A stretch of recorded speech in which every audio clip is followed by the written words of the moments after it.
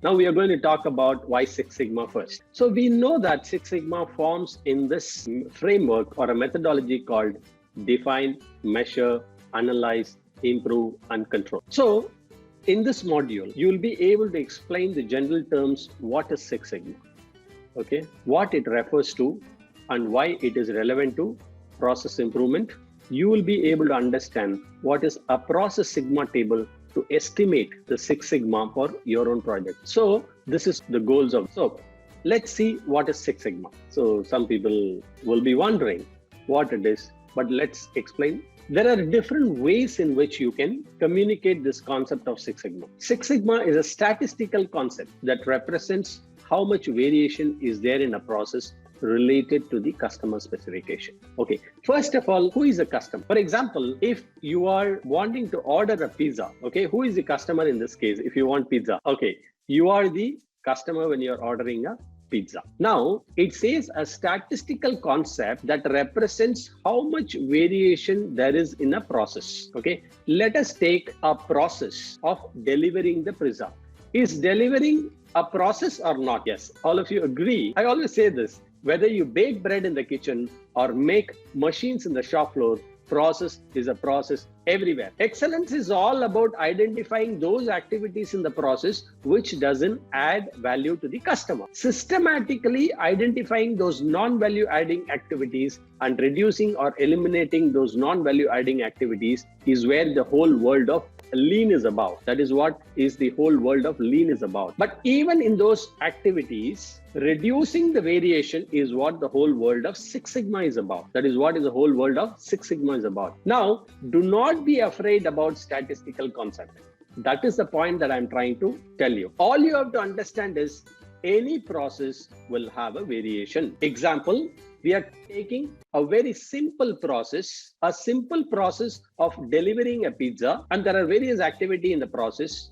But the point for customer, for delivery, what matters is the time that I order the pizza to the time I get the delivery of the pizza. So the time, the variation that we are talking about is in my process of delivery, the time that I order the pizza in the application to the time that I take the delivery of the pizza. Now my question to you is, suppose you order every day. Do you think from the order time to the time that you get the pizza, will it be same all the time? Definitely not, right? It will not be same. So that is called variation. The delivery of the pizza will vary. That variation has to be reduced to what customer wants. Now my question is, if you want relative to customer specification, suppose if I ask you the question that you are ordering a pizza, in how much time that you want the pizza to be delivered. That is called customer specification. Tell me the time, 10 minutes, 30 minutes, 15 minutes. Okay, so this is what is called relative to customer specification. Let's approximately say that you want in 20 minutes. Sometimes he delivers in 25 minutes. Sometimes he might deliver in 15 minutes also. So what is the variation here? If it's delivering 15 minutes or if it's delivering in 25 minutes, the delivery time is varying between 15 minutes to 25 minutes. All right. So that is what I say. So this word sigma is a Greek alphabet, and statistical concept means there are some analysis that we are going to do. Okay. There can be too much variation, which means sometimes he delivers at 15 minutes and sometimes 45 minutes. That's too much variation. Or there can be a moderate variation. Sometimes he delivers in 15 minutes and sometimes he delivers in 25 minutes. That's a moderate variation. Sometimes very little variation. Sometimes he delivers in 18 minutes. Sometimes he delivers in 22 minutes. That's a small variation. So too much variation, moderate variation, and little variation. Now, why is this too much variation? Too much variation means it is hard to produce the output within customer requirements. Suppose if the customer is requiring pizza within 5 minutes or 10 minutes, let's say 10 minutes, is it easy to produce within this customer requirement?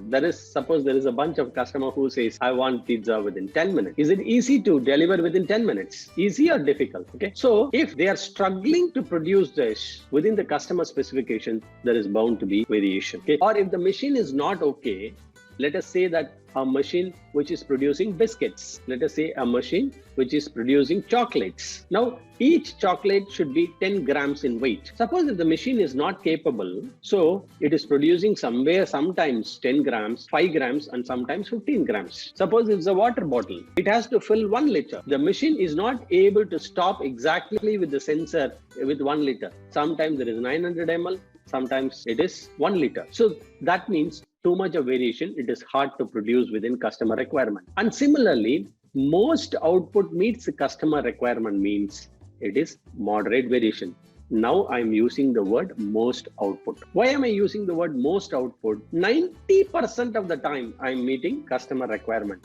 99% of the time I'm meeting customer requirement. In the first case, only 50% of the time I'm meeting customer requirement. I'm just giving a number, okay? Later on, we will convert the number into sigma value. Little variation means virtually all the output meets the customer requirement. For example, 99.99% of the time you meet the customer requirement, okay? So that means very little variation. Every time you are hitting the dartboard on the time, like, shooting the arrow, right? Every time it hits the bullseye. That is what? Very little variation. Whereas too much variation means it is all going in the third circle of the bullseye. So now coming to translating that into statistical concept. So if the sigma value is 0 to 2, now what is sigma value?